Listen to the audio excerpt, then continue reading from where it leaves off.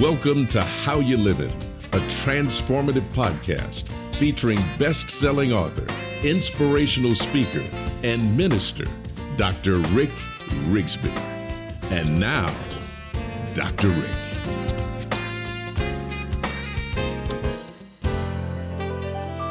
Hello, friends. Thanks so much for joining us.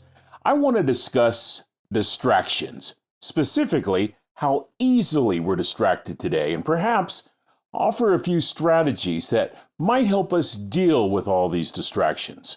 Let's face it, the odds are stacked against us. It's easy to be distracted in this era of digital overload. We're exposed to millions of bytes of information daily. They stream into our brains from multiple channels and platforms, and all this information competes for and demands our attention. Attention that has been on the wane over the past few years. Friends, as information increases, we know attention spans decrease. The late Herbert Simon was a professor of political science. His work also influenced cognitive psychology. He wrote on one occasion, quote, "A wealth of information creates a poverty of attention." Let me say that again. A wealth of information creates a poverty of attention. Over the last decade or so, the attention span of the average adult has plummeted from 13 seconds down to 8 seconds, and experts say it may even be less for younger ages. I can tell you this as a speaker, I notice that it is a constant challenge to hold the attention of my audience. I will often say in the middle of speeches that as a former professor of communication, I can tell them that we're not trained to listen. As a matter of fact, 50% of what we hear, we forget just like that. Of the remaining 50%, we lose 38% over the next 24 hours, unless we massage that information in some kind of way. And the cause for this decrease in listening is an increase in distractions. And I think that social media has played a role, but let's not be so quick to blame social media. It is our inability to balance social media. For all the good social media has produced, there is a dark side, and we represent that dark side. In his book titled Shallows, What the Internet is Doing to Our Brains, Nicholas Carr noted back in 2010 that the overuse of the internet dramatically affects our memory, our retention, concentration, even relationships. Recently, Carr published an updated version of his work. He stated back in 2020 that more than 10 billion, that's with a B, 10 billion smartphones have been sold. There's a generation of young people who cannot even imagine not having a phone in their hands. It would be like a world without cars or a time when indoor plumbing was the norm.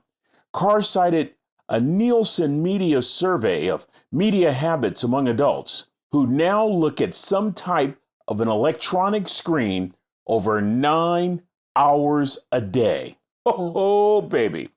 The dramatic increase is not merely due to the proliferation of tablets, but to the explosion of smartphones. These days, friends, we can't go one moment without checking our cell phones. If you don't believe me, just recall your behavior when you're standing in the line at the supermarket. If we have to wait more than 5 minutes, that phone comes out. Now, I want you to listen and I want you to focus on this. Researchers at the University of Arkansas Monticello report that students who did not bring their phones to class appeared to focus and concentrate more. In fact, from a quantitative perspective, those students scored a full letter grade higher on exams. Wow. Listen to what Nicholas Carr concluded. I want to read this quote. He said, "When we constrict our capacity for reasoning and recall and transfer those skills to a machine, we sacrifice the ability to turn information into knowledge.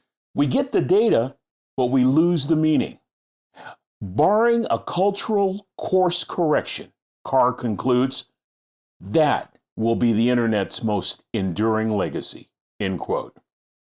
A major challenge that I had as a university professor was attempting to convince my students that breadth and depth of knowledge is not acquired with the click of a button.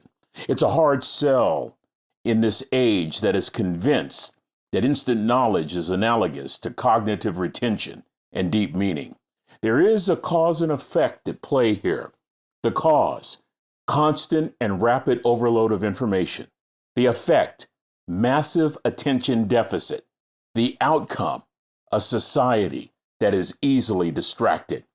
Friends, we are created to have interaction with others. When that process is dramatically altered, we limit the capacity of our brain to think and to concentrate and to reason and to focus. Thus, we hinder the growth of our own minds, all because we're not balancing social media with humanity. That's the argument that Dr. Tim Elmore makes. Dr. Elmore offered a dynamic TED Talk a few years ago about the inversive relationship between technology and emotional intelligence. Elmore said that technology isn't going away, but we must learn to balance it with human existence. He quoted Kevin Kelly, who said once, quote, "Smart technology advances so quickly, it outpaces our ability to civilize it," end quote. Elmore asks a probing question. Has technology caused us to lose our humanity? In his TED Talk, he cited a University of Michigan study. The results are startling. As technology increases, empathy tends to decrease. Empathy dropped by 40% among university students as social media increased. Also, as social media increased, peace of mind decreased. Not only are we losing empathy as a society, not only are we experiencing declines in peace of mind personally, not only are we experiencing increases in worry and anxiety, we are becoming more and more distracted with each passing day. Business consultant Robin Sharma says the average person is distracted a minimum of 2 hours every single day, interrupted every 11 minutes. Then it takes 30 minutes to return back to a deep level of thinking. Friends, I'm just like you. I battle distractions each and every day. I try to win most of those battles, but every once in a while I lose, like a couple of weeks ago. I was working on a chapter for a book deadline, and after about 30 minutes, I just decided to check my emails. I don't even know why. I just decided to look through my emails. Then I went to overstock.com. Then I went to amazon.com. Then I went to fanatics.com. That's the sports apparel shop online. 2 hours later, I discovered that I hadn't written one additional word from earlier in the day. Distractions. It's not social media's fault. It's our inability to balance distractions with our human existence. So, what should we do to combat this? I think we need to realize that social media is not going anywhere. I think Elmore is right. We love the speed of information. We love the convenience of information at our fingertips. We love being entertained, whether it's Instagram or Snapchat or TikTok. We love having that digital media right there on command to look at whenever we choose. But experts continue to point to balance, balancing that human activity with that screen time. Now, while this may seem challenging to you, I just want you to think back, those of you that are old enough, just a few decades ago. We balanced without even thinking. We had no choice. Remember eating together at the dinner table? Remember picnics with no cell phones? Because we didn't have cell reception. Because we didn't have a cell phone. If you're of a certain age, you remember sitting on the front porch and just talking to friends, talking to relatives, talking to neighbors, interacting with people. You know, we may not have porches anymore, but we do have steps. We have backyard patios. We have chairs outside. Just try, just for a few minutes a day, to interact with someone. Most of the nights that I'm home, my wife and I sit on the back patio. Sometimes we talk, sometimes we listen to music, sometimes it's just quiet. No phones, no interruptions, just being together, just hanging out. Friends, I'm telling you, my batteries get charged. I got the idea from my dear friend Jeff, to be quite honest with you. He told me that all of his life, some 40 years, his parents have had a date every single day. For over 40 years, Jeff told me that his folks share a cocktail together, just the two of them. He told me that when they were children, the rule was you could bother mom and dad for 23 hours throughout the day, but not during that one cocktail hour. So I want you to use your imagination. Leave your phone in the house or leave your phone in the car or power it down. Just 1 hour a day. I know what most of you are thinking. Impossible. Guess what? No, it's not. Just 1 hour a day. Intentionally build interaction into your day. Share at least one meal a day with others. Rediscover the porch in your life. You just might be surprised how less distracted you become as you brush up on listening skills, as you force yourself to focus more to what's being said. Remember, we're not designed to live in isolation. Getting off our phones and rediscovering the art of conversation increases our empathy, increases our compassion and concern for others. Regarding distractions at your workplace or at your desk, why don't you try my 45-15 method? It's pretty basic. You see, friends, I have attention deficit disorder. I've had it all my life. It's been a blessing because it's forced me to seek creative ways to focus. For example, during graduate school, I taught myself how to focus for 45 minutes, and then I would reward myself during the last 15 minutes of the hour. I still employ this strategy with good results, barring that occasional internet surfing trip. Another strategy, try to work during a time that offers fewer distractions. Find a time that works for you. For me, it's working early in the morning. I'm an early riser, so this is not a problem for me. I can get more done between 4 o'clock in the morning and 8 o'clock in the morning than I can during an 8-hour day. Now, I have a lot of friends who are night owls. They work best and they are more productive at late hours, right? Whatever the time, pick a time with fewer distractions if you can.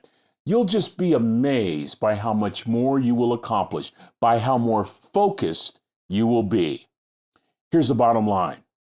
Don't allow technology to cause you to lose your humanity. Don't allow technology to cause you to be so distracted that you don't listen, or you don't respond, or you don't show empathy, or that you don't have time to recharge or to think or to slow down or to ponder and reflect. Friends, we're paying a high price for refusing to balance our lives with social media. Maybe the absolute best advice I can offer is this. Hang out with grandma and grandpa for just a day and just observe. Come on, somebody. If your grandparents are still with you, hang out with them.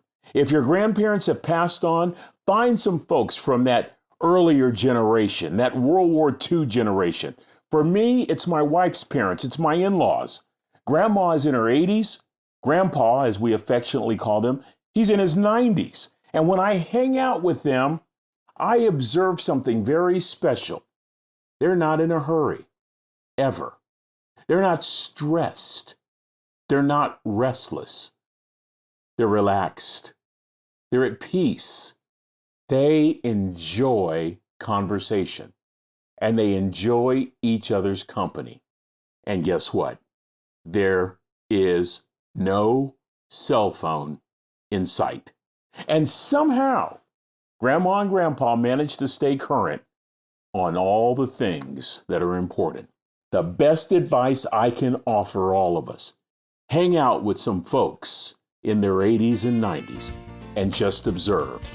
It just may change your life. That's going to do it for this episode. Until we meet again, this is Dr. Rick asking the most important question I can ask.